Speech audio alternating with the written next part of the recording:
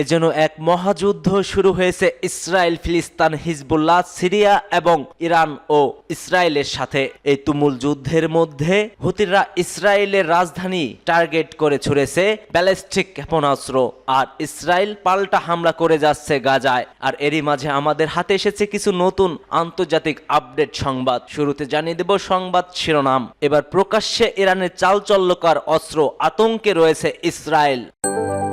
আরো জানিয়ে দিচ্ছি, ইসরায়েলের রাজধানীতে ব্যালিস্টিক ক্ষেপণাস্ত্র হামলা চালিয়েছে হুতি।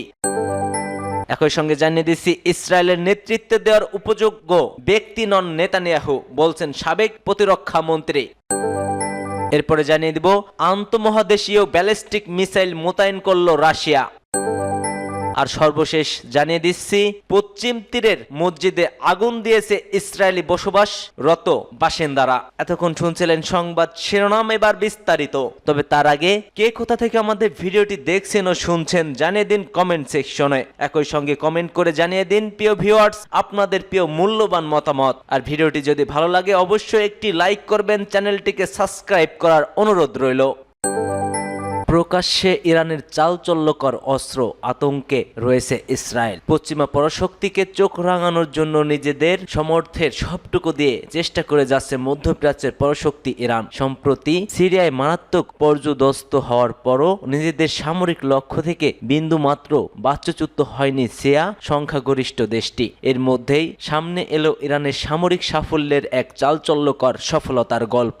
বলা হচ্ছে, ইরানের এই সফলতা মধ্যপ্রাচ্যে ইসরায়েল ও যুক্তরাষ্ট্রকে অনেকটাই হুমকিতে ফেলবে। এমনকি সামনের দিনগুলোতে পশ্চিমা আগ্রাসন ও নিজেদের নজরদারির জন্য বড় হুমকি হয়ে দেখা দিবে ইরানের নতুন এই সামরিক সাফল্য। গণমাধ্যমের খবরে বলা হয়, সম্প্রতি পারস্য উপসাগরে ইরানের নৌবন্দর বন্দর আব্বাসের উপকূলে ইরানের নতুন এক ড্রোনবাহী রণতরী দেখা গেছে। রণতরীটি আগে একটি পণ্যবাহী কন্টেইনার জাহাজ ছিল। শুধু ড্রোনের জন্যই একটি রণতরী সাগরে ভাসিয়েছে দেশটি। তেহরান এই নিয়ে আগে থেকেই কোনো ঢাকঢোল না পেটালেও কৃত্রিম উপগ্রহ ম্যাগজারের লেন্সে ধরা পড়েছে সেই দৃশ্যটি। একই ধরনের 3টি রণতরী তৈরি করেছে ইরান। এর মধ্যে প্রথমটি হলো শহীদ বাঘেরি, আর দ্বিতীয়টি শহীদ রৌদাকি এবং তৃতীয়টি শহীদ মাহদাভি। স্যাটেলাইটের মাধ্যমে তোলা ছবিতে 3টি জাহাজই পারস্য উপসাগরে দৃশ্যমান। শহীদ বাঘেরি কে বলা হয়েছে ফরওয়ার্ড বেস শেপ।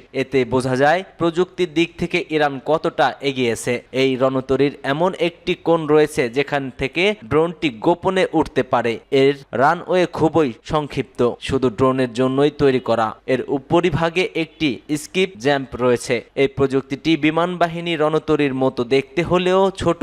রানওয়ে দেখে ধারণা করা যায় এটি শুধু ড্রোন ও হেলিকপ্টার পরিচালনার জন্য ব্যবহৃত হতে পারে। নতুন 3 ড্রোনবাহী রণতরীর মাধ্যমে ইরানি নৌবাহিনী মানুষ্যবিহীন আকাশ যুদ্ধে আরো এগিয়ে গেল। বিভিন্ন সূত্র জানায়, চলিত বছরের নভেম্বরের শেষের দিকে Iran shipyard and offshore integrated shipyard থেকে একটি বের করা হয়। তারপর থেকে এটি সমুদ্র ভ্রমণ করেছে। সম্ভবত এর ট্রায়াল চলছে। পশ্চিমা নিষেধাজ্ঞা বহু বছর পরও ইরান নিজস্ব শস্ত্র ড্রোন বহর তৈরি করেছে। এই ড্রোন অঞ্চলটির বিভিন্ন যুদ্ধক্ষেত্র এবং ইউরোপেও ছড়িয়ে পড়েছে। ইউক্রেনের বিরুদ্ধে রাশিয়ার ব্যাপকভাবে ইরানিদের শাহেদ ড্রোন ব্যবহার করছে। এদিকে ইসরায়েলের রাজধানীতে ব্যালিস্টিক ক্ষেপণাস্ত্র হামলা চালিয়েছে হুতি গোষ্ঠী। ইসরায়েলের রাজধানী তেল আবিবের গুরুত্বপূর্ণ কেন্দ্রে হামলা চালিয়েছে ইরান সমর্থিত ইয়েমেনের হুতি বিদ্রোহীরা। গোষ্ঠীটি নিশ্চিত করেছে তারা একটি হাইপারসোনিক ব্যালিস্টিক ক্ষেপণাস্ত্র দিয়ে তেল আবিবের কাছে মধ্য ইসরায়েলে জাফা এলাকায় একটি সামরিক লক্ষ্যবস্তুতে আঘাত করেছে। এদিকে হুতিদের হামলায় ইসরায়েল জানিয়েছে কমপক্ষে 14 জন আহত হয়েছে। হুতি বাহিনী এই হামলাকে ইসরায়েলের হৃৎপিণ্ডে হামলার সঙ্গে তুলনা করেছে। আল জাজিরা প্রতিবেদন থেকে এই তথ্য জানা যায়। হুতি মুখপাত্র ইয়াহিয়া সারি এক বিবৃতিতে বলছেন, ক্ষেপণাস্ত্রটি লক্ষ্যবস্তুতে নিখুঁতভাবে আঘাত করে এবং ইসরায়েলি প্রতিরক্ষা ও বাধা ব্যবস্থা এটিকে আটকাতে ব্যর্থ হয়েছে। ইসরায়েলি প্রধান প্রতিরক্ষা বাহিনী আইডিএফ ভোরে তেল আবিবের জাফার এলাকায় সরাসরি ক্ষেপণাস্ত্র আঘাত হানার ঘটনাটি নিশ্চিত করেছে। মধ্য ইসরায়েল ও এর আশেপাশের সমতল ভূমিতে স্থানীয় সময় রকেট সাইরেন বাজানো হয়। সাধারণ সম্ভাব্য ক্ষেপণাস্ত্র হামলার পূর্বাভাস হিসেবে এই সাইরেন বেজে ওঠে। আইডিএফ জানিয়েছে এই হামলা ইয়েমেন থেকে নিক্ষিপ্ত একটি ক্ষেপণাস্ত্রের মাধ্যমে হয়েছে। আইডিএফ এক বিবৃতিতে জানিয়েছে হামলায় কয়েকজন সামান্য আঘাত পেয়েছে এবং তাদের চিকিৎসার জন্য দ্রুত বিভিন্ন হাসপাতালে নিয়ে যাওয়া হয়েছে। এছাড়া ঘটনাস্থল চিহ্নিত করে তদন্ত শুরু হয়েছে। এছাড়া প্রাথমিক প্রতিবেদনে দেখা গেছে ক্ষেপণাস্ত্রটি তেল আবিবের একটি আবাসিক এলাকায় আঘাত হানে। এদিকে টাইমস অফ ইসরায়েল জানিয়েছে হামলার পরপরও ইসরায়েলের প্রধানমন্ত্রী বেনিয়ামিন নেতানিয়াহু জরুরি বৈঠক ডাকেন। নেতানিয়াহু বলেছেন, দেশের নিরাপত্তার জন্য আমরা সব ধরনের পদক্ষেপ নেব। শত্রুরা ইসরায়েলের প্রতিরক্ষাকে চ্যালেঞ্জ জানালে তাদের কঠোর জবাব দেওয়া হবে। এই রকেট হামলার ঘটনা ইসরায়েলের অভ্যন্তরীণ নিরাপত্তা এবং আঞ্চলিক রাজনীতিতে গুরুত্বপূর্ণ প্রভাব ফেলবে বলে ধারণা করা হচ্ছে। ইসরায়েলের নেতৃত্ব দেওয়ার উপযোগ্য নয় নেতানিয়াহু, বলছেন সাবেক প্রতিরক্ষা মন্ত্রী। ইসরায়েলি বর্বর আগ্রাসনে নিহত হয়েছে ৪৫,০০০-এরও বেশি ফিলিস্তিনি। এরপরেও ফিলিস্তিনি স্বাধীনতাকামী সশস্ত্র গোষ্ঠী হামাসকে পরাজিত করতে পারেনি দেশটি। এমন অবস্থায় ইসরায়েলি প্রধানমন্ত্রী বেনিয়ামিন নেতানিয়াহুর তীব্র সমালোচনা করেছেন দেশটির সাবেক প্রতিরক্ষা মন্ত্রী বেনি গ্যাটস। তিনি বলেছেন, ইসরায়েলের নেতৃত্বে দেওয়ার জন্য নেতানিয়াহু একজন যোগ্য ব্যক্তি নন। এক প্রতিবেদন থেকে এ তথ্য জানিয়েছে বার্তা সংস্থা আনাদুলো। প্রতিবেদনে বলা হয়েছে, প্রধানমন্ত্রী বেনিয়ামিন নেতানিয়াহু ইহুদি জনগণের নেতৃত্বে দেওয়ার জন্য সঠিক ব্যক্তি নন বলে সাবেক ইসরায়েলি প্রতিরক্ষা মন্ত্রী মন্তব্য করেছেন। সামাজিক যোগাযোগ মাধ্যম এক্সে দেওয়া এক পোস্টে তিনি বলেছেন, নেতানিয়াহু প্রধানমন্ত্রী আছেন ঠিকই, কিন্তু তিনি ইসরায়েল সমাজের মতো একটি সম্প্রদায়ের নেতৃত্ব দেওয়ার জন্য উপযুক্ত নন। ইসরায়েল রাষ্ট্র এবং ইসরায়েলি সমাজ একটি ভিন্ন নেতৃত্ব পাওয়ার যোগ্য। মূলত গাজায় ইসরায়েলি বন্দীদের মুক্তি করার নিন্দা জানিয়ে তার বিষয়ে এই মন্তব্য তোলা হয়। এমনকি বিরোধী নেতারা এবং বন্দীদের পরিবার নেতানিয়াহুকে ক্ষমতায় নিজের অবস্থান বজায় রাখার জন্য চুক্তিতে বাধা দেওয়ার অভিযোগও তুলেছেন। অন্যদিকে জাতীয় নিরাপত্তা মন্ত্রী ইতামার বেন-গভির এবং অর্থমন্ত্রী বেজালেল স্ট্রোট্রিস সহ বেশ কিছু উগ্র ডানপন্থী মন্ত্রী যুদ্ধের অবসানে ঘটিয়ে কোনো চুক্তিতে সম্মত হলে জোট থেকে সরে যাওয়ার এবং সরকারের পতন ঘটানোর হুমকিও দিয়েছেন। যদিও নেতানিয়াহু এসব অভিযোগ অস্বীকার করেছেন এবং দাবি করছেন তাকে পদ থেকে অপসারণের লক্ষ্যে একটি রাজনৈতিক প্রচারণা চালানো হয়।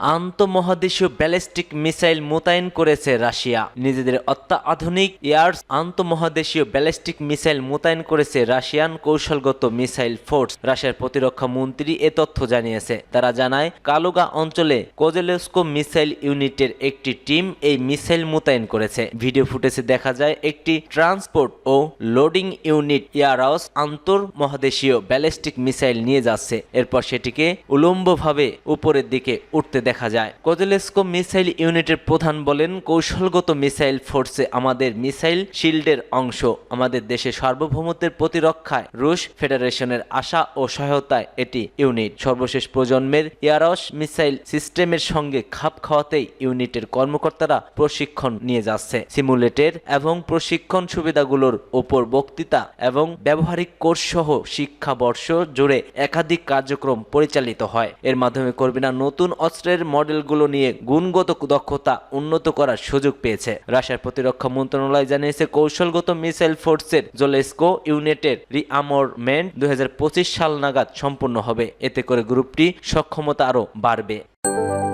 এবার ইসরায়েলের পশ্চিম তীরে মসজিদে আগুন দিয়েছে সেখানে বসবাস করা ইসরায়েলি স্থাপনকারীরা। সালফিদ শহরের গভর্নর আব্দুল্লাহ কামিল বলেন, মারোদা গ্রামে বার আল ওয়ালিদাই মসজিদ লক্ষ্য করে হামলা চালিয়েছে ইসরায়েলি বসতি স্থাপনকারীদের একটি দল। এক বিবৃতিতে কামিল বলেন, একদল বসতি স্থাপনকারী মসজিদে হামলা চালায় এবং আগুন লাগিয়ে দেয়। গ্রামে এক বাসিন্দা বার্তা সংস্থা এপিকে বলেছেন, বসতি স্থাপনকারীরা মসজিদের প্রবেশ পথে আগুন ধরিয়ে দেয় এবং এর দেয়ালে হিব্রু স্লোগান লিখে দেয়। আরেক বাসিন্দা জানায়, পুরো কাঠামোতে ছড়িয়ে পড়ার আগেই আগুন নিভিয়েও ফেলা হয়। মারোদা গ্রাম কাউন্সিলরের প্রধান নাসফাত আল খুফাসহ বার্তা সংস্থা রয়টার্সকে দেওয়া এক সাক্ষাৎকারে একদল বসতি স্থাপনকারীর পরিকল্পিত সন্ত্রাসী হামলার বিষয়টি নিশ্চিত করেছে। জাতিসংঘ এবং আন্তর্জাতিক আইন অনুযায়ী অধিকৃত পশ্চিম তীরে ফিলিস্তিনি ভূখণ্ডে ইসরায়েলি বসতি স্থাপনকে অবৈধ বলে মনে করা হয়। গভর্নর কামিল বলেন, বসতি স্থাপনকারীরা এর এর আগেও ইসরায়েলি সেনাবাহিনীর ছত্রছায়ায় গ্রামে প্রবেশ করেছিল।